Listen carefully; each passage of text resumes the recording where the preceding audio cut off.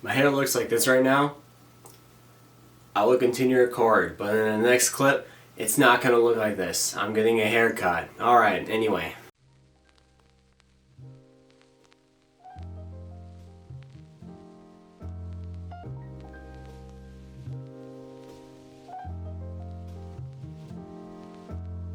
Good morning, good afternoon, good evening, whenever you're watching this. I'm CT Falling Entry, but you can just call me Entropy, and I welcome you to the third episode of my podcast, Cosmic Commentary. Today, I'm going to keep it kind of short. I'll be talking about transhumanism. This came to my mind a while ago when I was listening to an album called Sitting at the Edge of the World by Janaskis. A lot of the songs in there are about the topic of transhumanism and transcendence. Now, I'm bringing it up because I want to push it a lot further. I'm going to speak very hypothetically about this topic and how it applies to society and culture and just where we're going. Because right now it's very relevant concerning technology, as Elon is producing Neuralink or even more advancement in VR technology. So I'm going to be talking about it today, but it's going to be kind of disconnected. I'm going to be going somewhere very hypothetical with this, so bear with me. But I need to give a bit of background first. I want you to think of math and numbers, and also variables. First, think of two. What comes to mind? Two objects, literally two of anything you want. If you take one away, then it's not two, it's one. You add two, which makes it three, then it's three. It ain't two. Take one, back to two.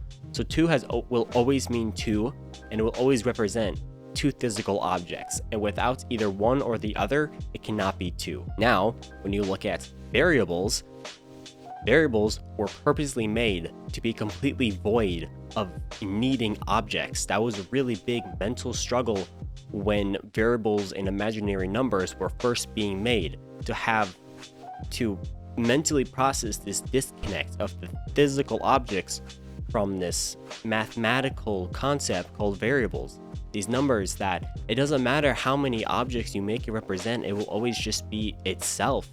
And it adds a freedom to it that is completely without restraint from physical limitations. Now, keep that in mind. Now, think about the internet. The internet has been around for quite a while and is very integrated into our society. And it is built upon, well, look at that, variables, but also numbers, but variables that we give values because we have physical objects we're trying to represent digitally. So it just flows one into the other.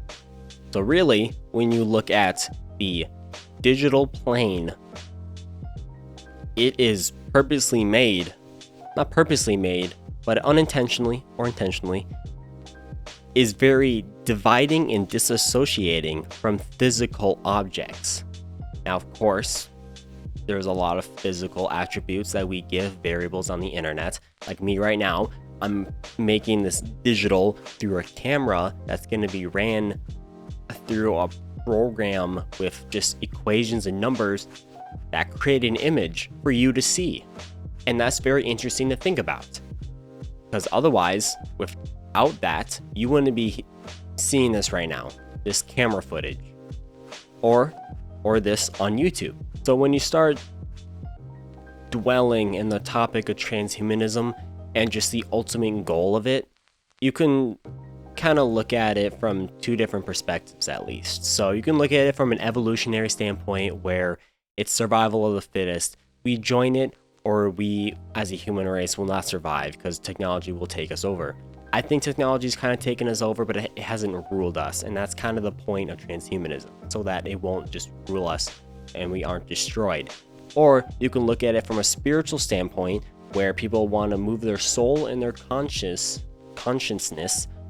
into it digitally so that they can live on forever. Now, in a sense, that could still be an evolutionary standpoint, but bear with me here, because if we eventually reach that goal of completely transcending our conscience and our being from the physical to the digital, then we're no longer, this isn't the discussion of merging the physical with the digital as most people think of transhumanism. This is just completely living leaving the physical realm to be in the spiritual, digital, to be leaving the physical to be in the digital. I'm getting ahead of myself. I'm saying words that my brain's thinking 100 miles an hour. All right. Now, once we have transcended to the digital realm, what is next? Our human power and greed has gotten us to this point that we have told the physical world, we do not need you. And currently we are we have built our own hypothetical place with our own nebulous tools. Now, what is there to do now? Well, we can only go further. Where else do you go once you have completely left physical reality and are now only existing digitally? Now, this is where it gets even more hypothetical for some people, not for me at least. The only way that you can continue on is the spiritual realm. Because this is almost like this transitionary point between the physical and the spiritual. Well, it's just transitionary attempt to get away from the physical and move on to somewhere else, which in this case would be the physical. There's nowhere else to go. We will use our conscience and our souls and our power to create even more nebulous components from nebulous tools to transcend into spirituality. I would almost call it an atheist attempt into heaven. That was a phrase I just made up right now. Whatever. Anyway, as speculative, there's really nothing you can pull from it. You can really pull from this, but a lot of the goals that humanity makes for ourselves, sure, we have a goal presented and it's like, cool, we will get from A and we will get to B. But what is there to do? Will it ever end? Will we ever reach our goals and then be done? No, it won't ever end. The greed of man will continue to try to push us into a further progression and a direction that will always try to benefit ourselves. We will look at technology and we will use it to our own benefit, transcend above everything else. We will look at the physical and say, we do not need you. We will look at God and say, we do not need you either. We are our own. We will get to the spiritual realm on our own accord.